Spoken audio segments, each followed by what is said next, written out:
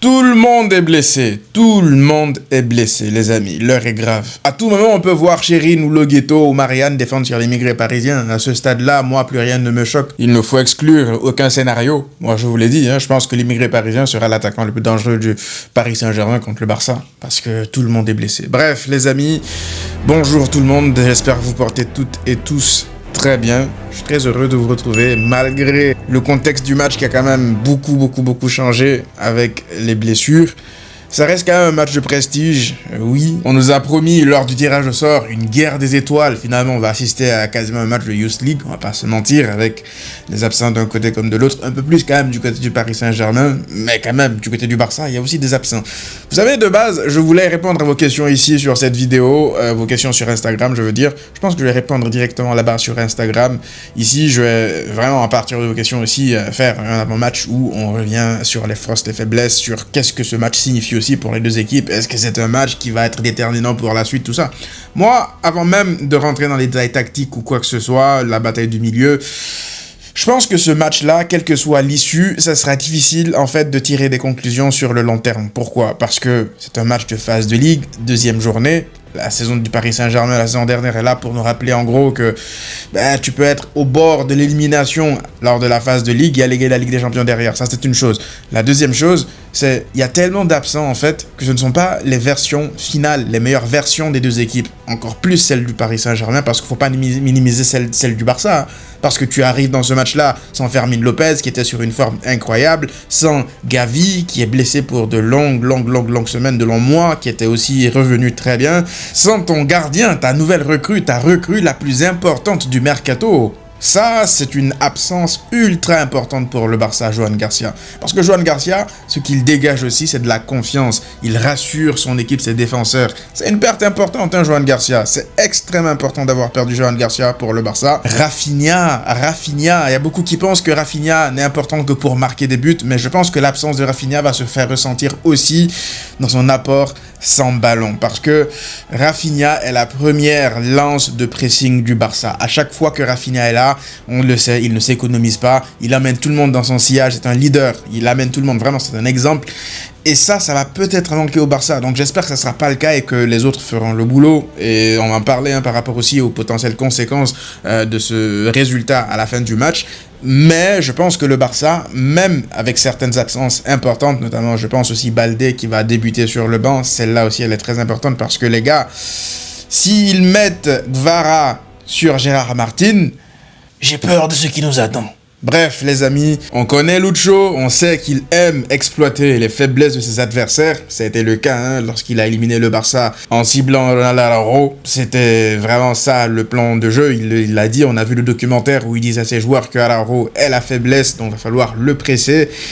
Et ça n'a pas manqué. Araujo, carton rouge derrière. Et voilà, le Paris Saint-Germain élimine le Barça. Alors que moi, je pense que à 11 contre 11, le Barça avait absolument toutes ses chances. Pourtant, c'était loin d'être un Barça optimal sous Xavi.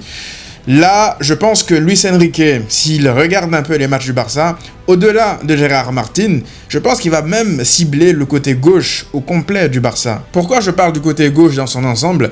C'est pas tant pour attaquer Marcus Rashford parce qu'il est pas bon ou quoi que ce soit, mais c'est parce que Marcus Rashford, sans ballon, ce n'est pas Rafinha. Rashford, il est en train de monter en puissance. Le match contre la Real Sociedad, je l'ai dit dans le débrief la dernière fois, je pense que j'étais un peu dur envers lui, j'ai revu le match. Franchement, il est de plus en plus intéressant, il provoque de plus en plus, il crée des décalages, il crée des situations, il tire, il a une belle frappe de balle. Par contre, Marcus Rashford, j'ai remarqué, et je le remarque un peu de temps en temps quand je vais le parallèle avec Rafinha, c'est que dans l'apport défensif, comme on dit, c'est moins intense. Je dis pas que c'est mauvais, je dis pas qu'il a pas l'envie de le faire, parce qu'on l'a vu contre Retafe, il était revenu faire un retour défensif assez intense, au bout d'un moment il récupère le ballon, il met le joueur de Retafe à terre. C'est pas tant le fait de ne pas vouloir le faire, c'est plus le fait de savoir le faire avec Rashford. Rashford a la volonté de presser. mais il sait pas presser, c'est pas en lui, c'est pas naturel en lui. Tu vois Rafinha, il va pas foncer comme ça tout le temps tête baissée vers celui qui a le ballon pour exercer un pressing. Il va savoir quand déclencher son pressing, à quel timing déclencher son pressing, quand revenir pour aider son latéral gauche. Tout ça, en fait, ce sont des choses parfois qui sont innées, mais ce sont aussi des choses que tu apprends avec le temps, parce que tu as des coachs qui te forment, qui te poussent comme les Bielsa et tout. Là, Rafinha, je pense que c'est depuis toujours, quasiment, il a en lui, en plus des coachs qu'il a eu. Et Rashford, tu sens que c'est pas naturel chez lui. Du coup, à certains moments, tu vois que Gérard Martin, il est en difficulté. Contre Oviedo, il était pris pour cible. Contre la Real Sociedad, sur le but que le Barça encaisse, regardez, hein, sur l'alignement défensif, là, c'est pas de la faute de Rashford, mais plus, je veux dire, lorsqu'il est laissé seul sans soutien, tu sens que ça peut être assez difficile pour lui. Parce que si, je sais pas, hein, peut-être que Gvara sera disponible et qu'il sera là, c'est pas impossible, hein, parce que oui, Dembélé est absent, Doué, je pense, sera absent, mais même, je veux dire, sans eux, le PSG aura quand même les armes pour essayer de faire mal au Barça sur ce côté-là, parce que tu mets Gvara là, ça peut être dangereux, tu mets Barcola là, ça peut être dangereux, même Kangin Lee, la vérité, je pense qu'il peut faire du mal à Gérard Martin dans le 1 contre 1, et je ne pense pas, encore une fois, hein, que Hansi Flick va tout de suite comme ça mettre Baldé titulaire dans un match de phase de ligue. Et justement, en parlant de ça, de la gestion des retours des blessés, je pense qu'il y a beaucoup qui se méprennent encore. Je pense qu'il y a beaucoup qui ne comprennent pas encore Hansi Flick. Je pense que après avoir vécu pas mal de retours de blessures sous Flick, on peut aujourd'hui dire que Flick, c'est pas un mec qui balance des joueurs juste parce qu'il a besoin de résultats. Ça, on est d'accord là-dessus. Moi, je ne pense pas, sincèrement, que Flick va faire débuter Baldé parce que il va pas considérer ce match comme une finale de Ligue des Champions. Même si c'était le cas, encore, je me pose des questions. Parce que Flick, la santé des joueurs est très importante pour lui. Il l'a prouvé à maintes reprises. Et je pense que vous ne vous rendez pas assez compte, les amis. Le match contre la Real Sociedad, un match où tu as la possibilité de reprendre les rênes de la Liga alors que ton adversaire ne lâche pas de points depuis le début de la saison, il t'aligne un 11 pareil, avec Dro au milieu, avec Rooney à droite. Combien de coachs auraient pris des risques inconsidérés pour ramener les 3 points coûte que coûte dans ce match? Non, il a suivi son plan de base, il a fait confiance aux jeunes, il a fait rentrer Lamine Yamal après, comme il l'avait prévu dans sa tête. Donc, je ne pense pas que Flick mettra en danger la santé d'un joueur pour 3 points. Faut pas oublier que ça reste 3 points. Et je pense aussi que par rapport à la gestion des retours des blessés, qu'en termes comptables, certes, le Barça doit gagner ce match, le Barça voudra gagner ce match-là, mais si tu ne gagnes pas ce match-là, ce n'est pas non plus autant catastrophique que ça pourrait l'être, par exemple, pour le Paris Saint-Germain, dans le sens où le Paris Saint-Germain a un calendrier beaucoup plus difficile que le Barça derrière. Le Barça, moi je l'ai dit, je vous avais fait dans le décompte des points que le Barça doit aller chercher pour le top 8, voire même le top 3, top 2, top 1. Le PSG, c'est un peu comme des points bonus, en fait. Tu peux ne pas gagner le Paris Saint-Germain et finir malgré tout dans le top 3, dans le top 2. Donc, ce match-là, tu dois l'aborder avec le moins de stress possible, en ayant en tête que c'est peut-être plus un match pour le prestige, un match aussi comptable, important, qu'un match décisif pour la suite de la compétition. Donc je pense que c'est comme ça que Flick va aborder la chose, et je pense aussi peut-être que c'est comme ça que Lucho aussi va aborder la chose, parce que connaissant Lucho, ça m'étonnerait de le voir forcer des joueurs qui ne sont pas à 100% comme les Joao Neves, comme les autres joueurs là qui reviennent à peine de blessures, qui sont convalescents, pour les mettre là. Peut-être que lui va peut-être se dire que justement, c'est important de ramener des points de Barcelone parce que le calendrier derrière il s'allégera pas non plus. Donc ouais, je suis curieux de voir ce que Lucho va proposer, mais en termes de gestion de blessures, je sais que nous en tant que supporters, on ne veut pas voir notre équipe perdre face au Paris Saint-Germain. Les supporters du Paris Saint-Germain ne veulent pas voir leur équipe perdre face au Barça, donc ils veulent voir les meilleurs qui sont disponibles, mais je pense que Flick et Lucho, ils vont essayer de peut-être être plus rationnels en tout cas que nous les supporters. Maintenant, malgré les absents, je pense malgré tout qu'on assistera à un très bon match de football, parce que ce sont deux équipes qui jouent avec des philosophies, qui ne s'adaptent pas en fonction de leurs absences. Je pense que Lucho ne va pas calculer, il va venir presser, il va vouloir presser le Barça très haut, il va vouloir imposer son style de jeu au Barça, et je pense que Flick fera pareil. Il voudra aller chercher le Paris Saint-Germain très haut. Il va essayer de provoquer des erreurs pour récupérer les ballons assez haut, pour étouffer ce Paris Saint-Germain.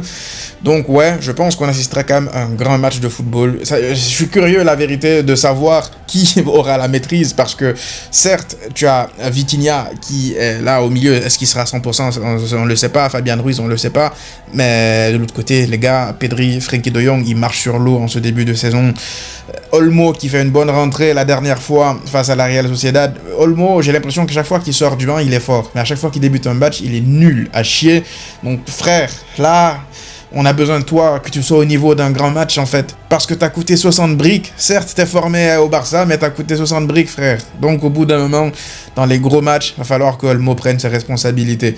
Donc je pense qu'il y aura une grosse bataille au milieu. Le Paris Saint-Germain, au-delà des individualités au milieu, c'est plus une force collective aussi. Donc curieux de voir qui aura la maîtrise de ce match-là, même si vu l'état de forme du milieu du PSG avec les retours et tout de blessures, je pense que le Barça aura certainement un peu plus de maîtrise à voir, à surveiller, d'autant plus que le Barça joue à domicile. Mais oui, comme beaucoup me l'ont demandé, m'ont posé la question sur Instagram, je pense que celui qui gagne la bataille au milieu va très certainement gagner ce match-là. Je pense que pour ceux qui ont vu le Paris Saint-Germain depuis maintenant un an, ou en tout cas 6-7 mois depuis qu'ils sont très forts, je veux dire, parce qu'il faut pas oublier que la première partie de la saison dernière, ils n'étaient pas aussi chauds. C'est derrière qu'ils commencent à monter en puissance. Ben, le Paris Saint-Germain, depuis qu'ils ont été vraiment à ce niveau-là, les seules équipes qui les ont vraiment embêtés, c'est des équipes comme Chelsea, qui sont allés les chercher très haut lors de la Coupe du Monde des clubs. Des équipes comme le Bayern aussi, qui leur ont fait très mal lors de la Coupe du Monde des clubs, même s'ils battent le Bayern.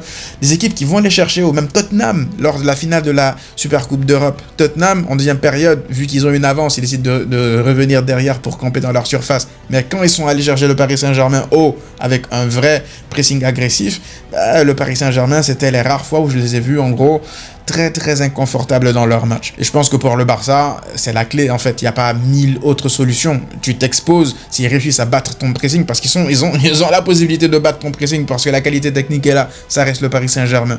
Mais si tu les empêches de sortir de leur surface comme ils l'entendent, comme ils le veulent, avec des sorties soyeuses et tout, ouais, tu peux leur faire très mal. Par contre, vu comment le Barça défend parfois de manière suicidaire aussi, en laissant des espaces, le Paris Saint-Germain, s'ils réussissent à passer cette ligne-là, cette première ligne de pressing, j'ai peur de ce qui nous attend. Non, mais la vérité, on voit que le Barça, contre la Real Sociedad, au bout d'un moment, le pressing, il n'était pas si coordonné que ça. T'avais les défenseurs qui arrivaient à sortir les ballons et la ligne du hors-jeu, du coup, qui était tellement haute. Le porteur du ballon avait beaucoup de temps pour choisir une option de passe. Tu laisses ces options-là à Vitinha, les gars, c'est Akabo, ou Harila. Ça va être compliqué. Je vous le dis, ça va être compliqué. Donc, très important de bien presser, de coordonner le pressing et de ne pas laisser les défenseurs du Paris Saint-Germain, les milieux de Paris Saint-Germain, dans un fauteuil pour relancer, parce que sinon, ta ligne du hors-jeu, elle va vraiment te péter à la figure. Maintenant, ce match, tu dois le gagner, parce que si le Barça gagne ce match, malgré les absences du Paris Saint-Germain, ça aussi, je pense que c'est la mémoire du foot. Les gens sont fous de savoir qui était présent, qui était absent lorsque tu as gagné il y a 1 an, il y a 2 ans derrière. Parce qu'il y a beaucoup de gens qui oublient. Parce qu'il me semble que le jour où le Paris Saint-Germain élimine le Barça, Pedri était blessé, ou en tout cas il sort sur blessure, je sais plus. C'était Christensen, il me semble, au milieu défensif. Donc ouais, t'étais pas à 100% de tous les joueurs dont tu avais besoin. Mais ça, c'est la réalité du foot. Aujourd'hui, si le Barça gagne face au Paris Saint-Germain, on va retenir la victoire, d'autant plus qu'au-delà de l'apport comptable plus que nécessaire, ben c'est une victoire de prestige qui va te donner de la confiance pour la suite de la saison. Tu viens de reprendre la tête de la Liga, tu as battu Newcastle à l'extérieur dans un stade chaud. Si tu bats le Paris Saint-Germain, en fait, je pense que l'Europe entière sera derrière ce match-là, malgré les absences. Du coup, si tu gagnes ce match-là, c'est un message aussi que tu envoies à l'Europe. Malgré les absences du Paris Saint-Germain, ça confirme en fait que, oui, malgré toi aussi tes quelques absences, tu restes un favori plus que sérieux au titre cette saison en Ligue des Champions. Faut pas oublier que le Paris Saint-Germain est champion d'Europe en titre. Donc les excuses de oui, X est blessé, Y est blessé, je suis désolé, fallait planifier ton effectif en conséquence. Le Paris Saint-Germain n'a pas fait un grand mercato.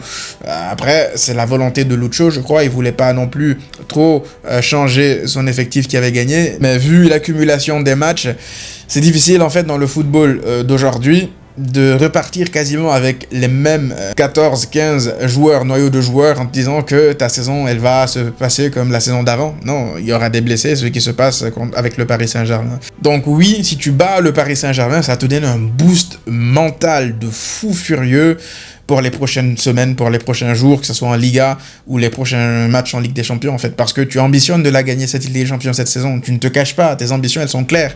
Tu veux tout gagner, et je pense que ça passe par des soirées comme ce match face au Paris Saint-Germain. Là, on a parlé des points faibles, tactiques, blessés et tout, mais évidemment, un mec qui, lui, est totalement différent. Lui, tu l'as, les amis, c'est un cheat code. Lamine Yamal. Je pense que Lamine Yamal, il est dans un bon jour. Le PSG, ils peuvent presser comme ils veulent, ils peuvent mettre les tactiques qu'ils veulent, Lucho peut viser le point faible qu'il veut. Si Lamine Yamal est dans un grand jour, les amis, ça risque d'être très compliqué pour le Paris Saint-Germain. Maintenant, on n'oublie pas non plus que la dernière fois que Lamine Yamal a affronté le latéral gauche du Paris Saint-Germain, il s'est fait éteindre. C'était en finale de la Ligue des Nations face au Portugal, Espagne-Portugal, on s'en rappelle, on était tous là. Ce jour-là, je sais pas si Yamal avait une gêne ou quoi que ce soit, mais il ne provoquait absolument pas. Quand je dis s'est fait éteindre, c'est plus, on a vu Nuno Mendes attaquer en fait. On a vu Nuno Mendes éliminer, dribbler Lamine Yamal, et Lamine Yamal ne tentait rien face à lui. Donc Nuno Mendes avait fait un match exceptionnel, je pense même qu'il marque, où il fait une passe D, il était voilà au four et au moulin, des montées, des retours, mais bon, faut dire que Mingueza n'a pas non plus aidé Lamine Yamal ce jour-là. Cette fois-ci, il y aura Koundé derrière lui. Donc, je veux pas que Lamine Yamal entre dans ce match-là en mode je suis en bataille contre Nuno Mendes. Lamine Yamal, je pense qu'il est assez mature pour prendre du recul, pour comprendre aussi que c'est un match collectif. Il doit faire la différence par le collectif, pas forcément en se donnant l'objectif, voilà, le défi de vouloir éliminer, humilier Nuno Mendes parce qu'il y a une guéguerre entre eux, une guéguerre entre guillemets, vous m'avez compris, qu'il y a une rivalité parce que c'est lui techniquement qui est considéré comme le meilleur latéral gauche au monde et que lui, Lamine Yamal, ben, il doit se frotter à ça, il doit prouver Non, Lamine Yamal, je pense qu'il va prendre le match comme le match vient à lui. Il doit laisser les choses venir à lui. S'il doit tenter d'éliminer, qu'il tente d'éliminer Nuno Mendes. S'il pense que la passe est meilleure, un peu comme sa rentrée contre la Sociedad en fait. Il n'est pas rentré en mode à chaque ballon, je vais essayer d'éliminer. Il a réussi des appels en profondeur assez intéressants. Il a réussi des passes clés, une passe qui aurait dû être décisive quasiment pour Ferran Torres, qui la remet à Lewandowski. Donc voilà, moi je veux un Lamine Yamal qui se font au collectif comme d'habitude. Je veux pas une guéguerre comme beaucoup l'attendent, Nuno Mendes face à Lamine Yamal. Maintenant, en parlant du 11, je veux dire, qui va débuter, que je pense qu'il devrait débuter face au Paris Saint-Germain, je pense que ça sera le 11 qui devrait débuter. Chesney dans les buts, je vous l'ai dit tout à l'heure. Chesney, il me rassure pas tant que ça. Normal, c'est un mec retraité que tu as appris, qui va faire ce qu'il peut faire. Mais c'est pas Johan Garcia. Moi, l'assurance que j'avais avec Johan Garcia, je suis désolé, hein, c'est pas pour taper sur Chesney parce qu'il rend de bons services, mais c'est pas le même level, c'est normal. L'autre, il est en fin de carrière, retraité. L'autre, il est, voilà, dans la fleur de l'âge. Et puis voilà, Johan Garcia, ses relances, elles sont parfaites. Il rend pas le ballon à l'adversaire dans les sorties de balle. Face à une équipe qui va te presser comme le PSG, ouais, Johan Garcia, c'est une absence majeure pour le Barça. En défense centrale, je pense que Flick va partir avec Eric Garcia Koubarsi. Je pense qu'il sait que le Paris Saint-Germain va venir chercher le Barça très haut. Ils vont venir presser très haut. Du coup, tu as besoin de défenseurs capables de relancer. Et je pense qu'il va pas retomber dans le piège de Araujo face au Paris Saint-Germain. Araujo qui fait un bon début de saison. Hein. C'est pas contre Araujo. C'est plus le style du match qui n'impose pas un Araujo. Aujourd'hui, je pense que si tu mets Eric Garcia Koubarsi, ils sont largement en mesure d'encaisser, je veux dire, le pressing du Paris Saint-Germain, de l'asphyxier pour mieux décaler soit les latéraux ou alors le milieu. Donc Eric Garcia Koubarsi, je pense qu'ils n'ont pas joué 2 minutes face à la Sociedad pour débuter face au Paris Saint-Germain, d'autant plus que le Paris Saint-Germain, ils n'ont que Gonzalo Ramos qui est en guillemets un 9 de fixation. C'est pas un mec à la Mouriki ou à la Salomon Rondon, c'est pas des mecs comme ça qui sont capables d'imposer un duel physique dans lequel tu aurais eu besoin d'un Araujo. Là, tu as besoin, voilà, de mecs de défenseurs joueurs de ballon capables de relancer, qui mettent à l'aise, je veux dire, leur coéquipier. Koundé à droite, ça bouge pas. Il est dans une bonne forme, même s'il a eu un Bozo Time, lui aussi, la dernière. Il est capable de meilleur comme du pire, Koundé, mais quand il est bon, il le fait pas à moitié. Donc j'espère qu'il sera dans sa meilleure forme face au Paris Saint-Germain, d'autant plus que si Barcola joue, il sera sur son côté, il aura du boulot. Gérard Martin, ouais, je pense que Gérard Martin va débuter. J'espère que Lucho ne va pas le cibler parce que oui, s'il met Barcola sur lui, les gars, ça va être compliqué. Donc si Gérard Martin débute, je pense qu'il va débuter. Faudra beaucoup l'aider parce que ouais, dans le 1 contre 1 en vitesse pure, c'est très difficile. Même dans l'alignement défensif, dans la ligne du hors-jeu, vu qu'il sait qu'il est lent, ben, il va tout le temps essayer de prendre mettre derrière lui comme ça pour ne pas se faire prendre de vitesse, sauf que ça tue la ligne du hors-jeu. Et puis au milieu, Pedri, Frenkie de Jong, je l'ai dit tout à l'heure, je pense que c'est le double pivot le plus sous-coté, je dirais pas le plus sous-coté, faut pas abuser, mais en termes de contrôleur, vous voyez le profil de ces deux joueurs-là, dans le monde du football, je ne savez pas, je pense que vous vous rendez pas compte à quel point avoir deux milieux contrôleurs comme eux, c'est important. Regardez le Real Madrid, ils rêvent d'avoir des joueurs comme ça, capables d'avoir un contrôle, de ne pas avoir peur du pressing, d'asphyxier un pressing adverse, limite de l'inviter vers eux, le pressing, ils aiment ça. Pedri, Frenkie de Jong. Donc, toi, t'en as deux, ils font partie des deux meilleurs contrôleurs du monde. Il n'y en a pas masse de contrôleurs d'élite dans le football actuel. Tu en as peut-être une 5-6 maximum, vraiment niveau élite. Et dites-vous que t'en as deux parmi ces 5-là dans ton équipe. Donc Pedri, Frenkie de Jong, c'est une bénédiction de les avoir. Mais j'espère qu'ils sauront encaisser, qu'ils sauront déjouer le pressing du Paris Saint-Germain. Il y aura Vitinha, je ne sais pas si Joao Neves va débuter, Fabian Ruiz, on l'a vu à l'Euro, Fabian Ruiz, le niveau auquel il joue, il est trop fort. Et puis Dani Olmo, moi j'aurais un œil particulier sur lui. Mon gars, tu me sors un stinker de nouveau là, à la face au Paris Saint-Germain dans un gros match. Sérieusement commencer à émettre de sérieux doutes par rapport à ton avenir au Barça, parce que il peut pas ghost à chaque gros match et se dire que dans les petits matchs il va te servir à gagner des matchs et ça y est on passe à autre chose. Non, on a besoin qu'un mec de 60 millions d'euros réussisse enfin à se mettre au niveau des autres. Rashford, on n'en a pas parlé énormément, mais c'est un match dans lequel Rashford pourrait vraiment se régaler. Pourquoi ? Parce qu'il y aura des espaces. Et Rashford, on l'a vu face à la Sociedad, même quand il n'y a pas d'espace, il est capable maintenant de plus en plus de trouver les demi-espaces, rentrer intérieur comme ça pour trouver un angle de tir. Et là, le Paris Saint-Germain, vu qu'ils vont jouer très haut, je pense que Hakimi va essayer de monter. Il va falloir profiter en fait des montées de Hakimi aussi pour faire mal dans le dos. Parce que Rashford, dans la vitesse pure, Hakimi, même s'il va vite, contenir Rashford, ça va être très difficile. Et il en raffole de ces espaces. Donc, on va voir comment ça va se passer face au Paris Saint-Germain. Moi, je prédis même un but de Rashford face au Paris Saint-Germain. On verra ce qui va se passer.